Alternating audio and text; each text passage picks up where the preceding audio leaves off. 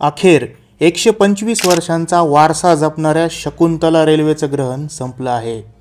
7 वर्षांच्या संघर्षानंतर आज एक मोठी आनंदाची बातमी आली आहे। नमस्कार मित्रांनो, मराठी रेलटेलवरती आपलं हार्दिक स्वागत आहे। शकुंतला रेल्वे महाराष्ट्रातील 189 किलोमीटर लांबीची नॅरो गेज लाईन जी अचलपूर ते यवतमाळ मार्गावरती मूर्तिजापूर मार्गे धावत असे। 1903 मध्ये सेंट्रल प्रोव्हिन्सेस रेल्वे कंपनीने ही लाईन उभारली होती आणि उद्देश होता विदर्भातील भरघोस कापूस मुंबईला नेऊन तो थेट मँचेस्टरला पोहोचवणे। सुरुवातीला याला मूर्तिजापूर यवतमाळ रेल्वे म्हणून ओळखलं जायचं, पण नंतर हे नाव बदलून शकुंतला रेल्वे असं झालं।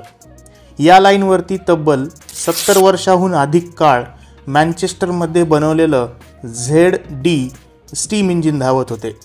1994 मध्ये स्टीम इंजिनची सेवा संपली आणि त्या जागी डिझेल इंजिन आले।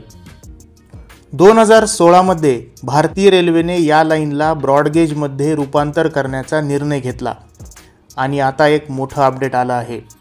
शकुंतला रेल बचाव सत्याग्रह समितीने 7 वर्षांच्या संघर्षानंतर ब्रॉडगेजच्या DPRला अखेर मंजुरी मिळवून दिलेली आहे।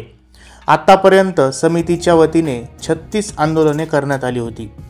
त्यानंतर रेल्वे प्रशासनाने प्रथम चरणामध्ये अचलपूर मूर्तिजापूर या विभागाचा DPR मंजूर झाल्याची माहितीही दिली आहे। 76 किलोमीटर लांबीच्या या विभागाचं नॅरो गेजवरून ब्रॉडगेजमध्ये रूपांतरण आता मार्गी लागणार आहे।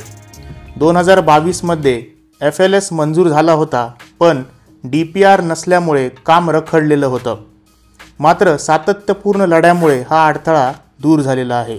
मित्रांनो, शकुंतला रेल्वे ही फक्त एक लाईन नव्हती, ती होती विदर्भाच्या कापसाची कहाणी आणि स्वातंत्र्य लढ्याच्या आठवणींची साक्ष। आता हीच शकुंतला रेल्वे ब्रॉडगेजवर नव्या पर्वाची सुरुवात करणार आहे। जर तुम्हालाही शकुंतला रेल्वेवरील ही अपडेट आनंदाची वाटली असेल तर व्हिडिओला लाईक करा। आणि शेवटी एक प्रश्न विचारतो, शकुंतला रेल्वेला शकुंतला रेल्वे असं का म्हणतात? जर कोणाला माहीत असेल तर कमेंट बॉक्समध्ये कमेंट नक्की करा।